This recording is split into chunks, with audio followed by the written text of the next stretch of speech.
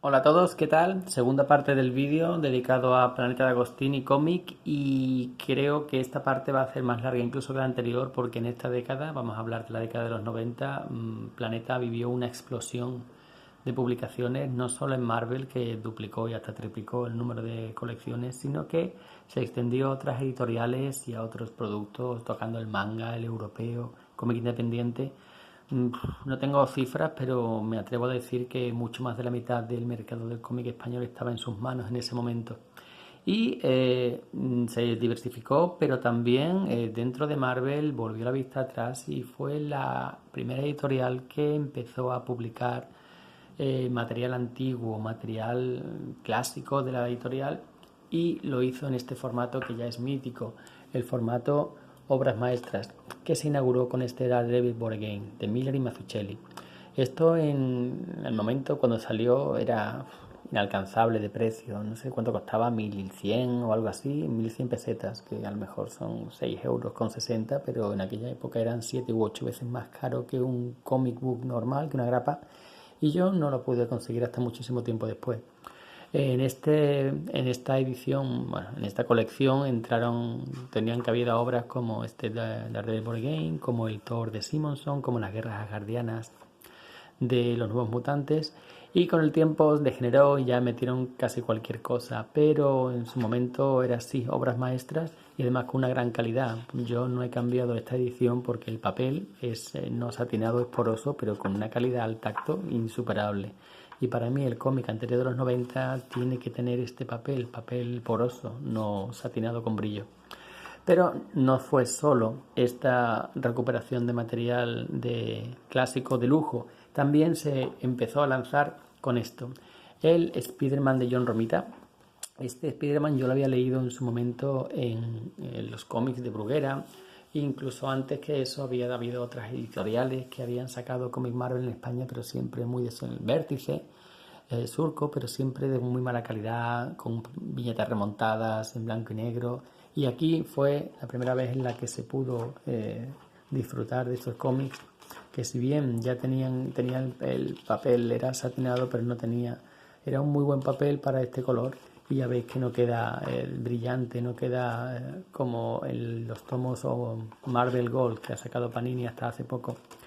Fue una apuesta por los clásicos que funcionó, pero que el bombazo lo dio esto. La Biblioteca Marvel.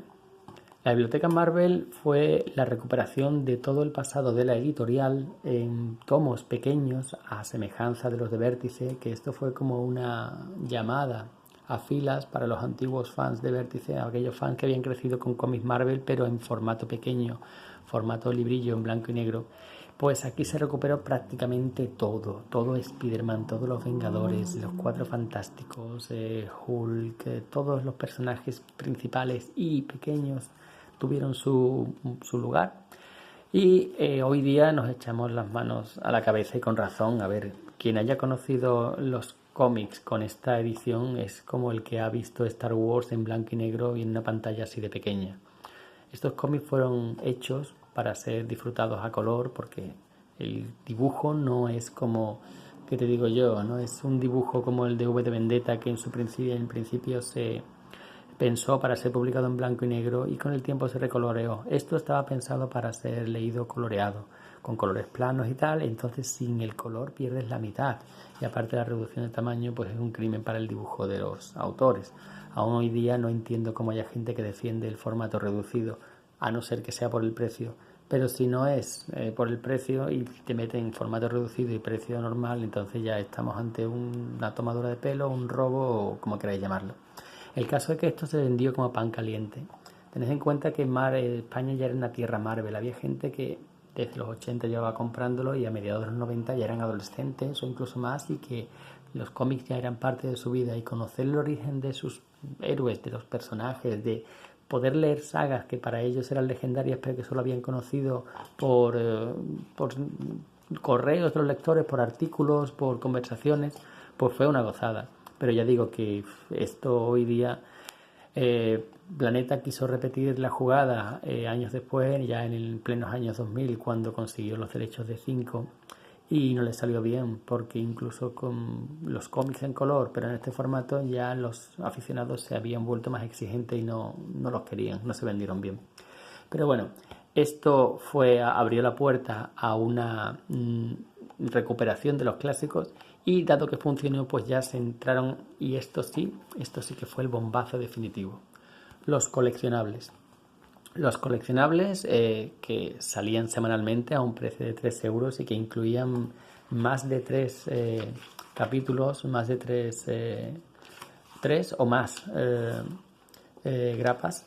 Aquí vimos de primera mano el origen de la Patrulla X original, el origen de Daredevil, esto fue la etapa de Miller, una etapa tanto como su parte como dibujante, como su parte como guionista, también los Cuatro Fantásticos de Byrne, y también el Hulk de Peter David, y una coleccionable del Castigador, que por aquella época era un superventas.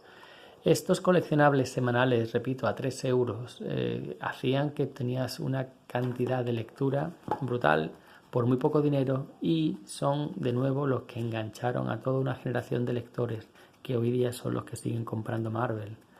Yo me pregunto, ya lo he dicho otras veces, los lectores de hoy día, ¿qué pueden leer que les convierta en fans para toda la vida? ¿Los Vengadores de Aarón?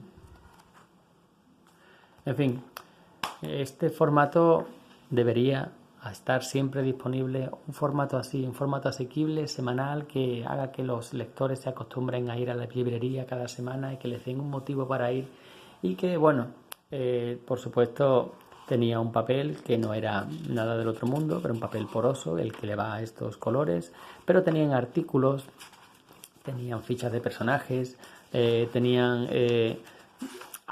ponía en contexto a lo que ibas a leer. Por supuesto no respetaba escrupulosamente los diferencias entre grapas. A lo mejor te dejaba la última grapa, aquí terminaba, pero a lo mejor en otro tomo se quedaba a la mitad y continuaba el siguiente.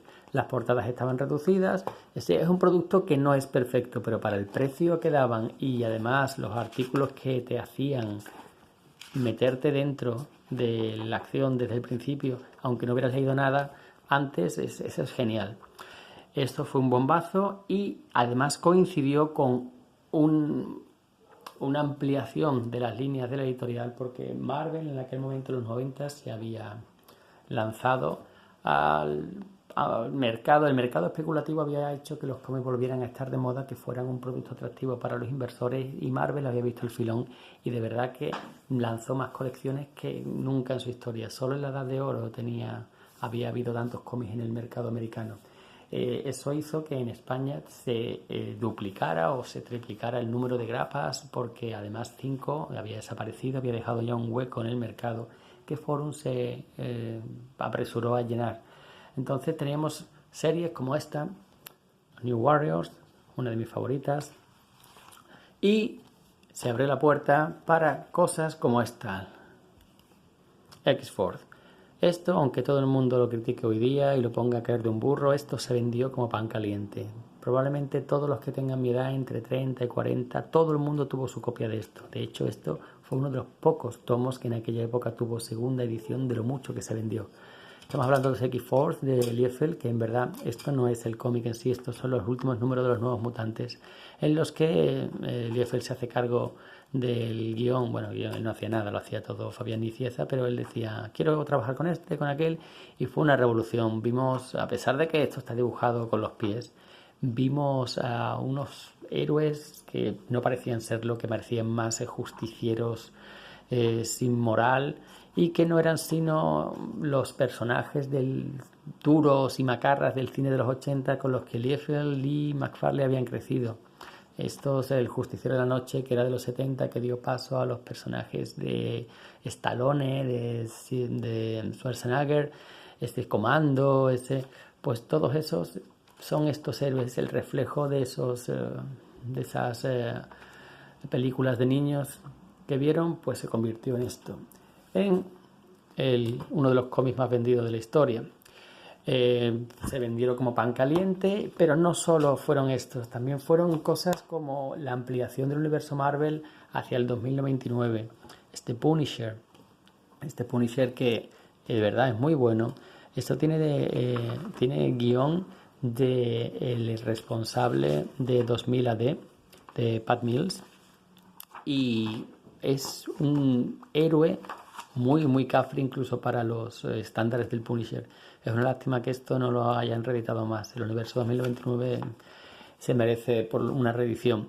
Y Marvel siguió empleándose, Forum siguió ampliándose también, y por supuesto el mercado español no es tan grande como el americano, no podía absorberlo todo, pero de nuevo Forum seguía preocupándose por esas colecciones que no vendían lo suficiente o que no tenían cabida como serie propia, y fue muy popular y fue muy a menudo muy frecuente encontrarse esto, el formato familiar. Los New Warriors fueron uno de los grupos que se expandieron su propia franquicia. Bueno, teníamos la franquicia de Spider-Man, lo de los mutantes, que eso era inabarcable. Los Vengadores, teníamos. Y los New Warriors teníamos la serie principal, y luego cada uno de los personajes tenían o serie propia o miniserie o algún crossover. Pues todo esto se incluía dentro de un tomo que, seamos realistas, la mayoría de las veces tenía una calidad bastante mediocre, pero que daba al lector por un dinero asequible, 700 pesetas, unos 5 euros, tenía las colecciones de todos los personajes que le interesaban. Esto hoy día lo único parecido que había es el formato familiar de Spider-Man, que ya ha pasado a mejor vida porque, de nuevo, esto en su momento estaba bien, pero hoy día la gente quiere otra cosa. Y si damos la vuelta, vemos la última hazaña de Casanova. ¿Qué es esto? Esto es Forum abriéndose a otros productos. ¿Y qué tipo de productos? Bueno, pues a eso vamos ahora.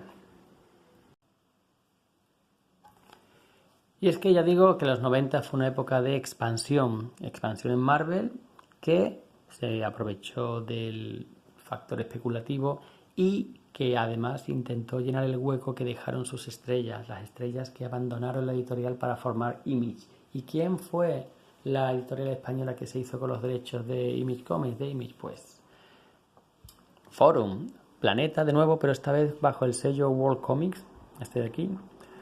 Pues aquí vieron a la luz las series. Bueno, vamos a ver esto, que esto es digno de verse. Las primeras series que llegaron fueron las de Spawn y estos Wildcats, con un dibujo de Jim Lee impresionante, y que publicaron prácticamente todo. Teníamos a Wildcats, teníamos a Gen 13, incluido estas portadas foil o metalizadas. Tenemos este Spawn, que se vendió una barbaridad. Creo que es el primer cómic que yo vi en España que la gente compraba varias copias para especular en el futuro. Y fijaos esta cosita aquí, esto no lo he vuelto a ver. Incluso los personajes menores, que eran totalmente desconocidos, porque Spawn sí se había escuchado hablar de él, Todd McFarlane y tal, pero ¿quién es el fulano este Backlash? Pues nada, también se publicó y también tuvo una serie de larga duración. Dead Low, que era simplemente un experimento gráfico a lo Miller del chino, de Jim Lee, pues también se publicó todo, crossovers, especiales, libros de fichas. El mercado parecía no tener fin. Incluso cosas como esta, que esto es Evangeline Glory. Pues esto es Rob Liefeld haciendo fanservice, y también se publicaba y también se vendía. Es que todo se vendía. Y estos son los cómics de Image que yo conservo, pero hay muchísimas editoriales que en los 90 sacaron su propio universo superheroico y que fueron publicadas también por Forum, dentro del subsello World Comics. Teníamos los mejores cómics del mundo, World's Best Comics, de Dark Horse, que la verdad es que no valía mucho, pero tenía Ghost de Alan Hughes, y tenía X, que esa serie está interesante. Después estaba el Ultraverso de Malibu, que tenía cosas como Rune, de Barry Windsor Smith, Prime, que fue absorbido luego por Marvel y hoy día no se sabe nada de ellos, pero hubo un crossover entre ambas compañías, se llama Godwill, para integrar a los personajes dentro del universo Marvel. Después de La fenecida cómico, de una editorial americana, nos llegó de la mano de Planeta el primer cómic de Grendel que conocíamos. La habíamos visto antes al personaje en 5, en un crossover con Batman, pero el primer cómic de Grendel en España, tal y como es, fue de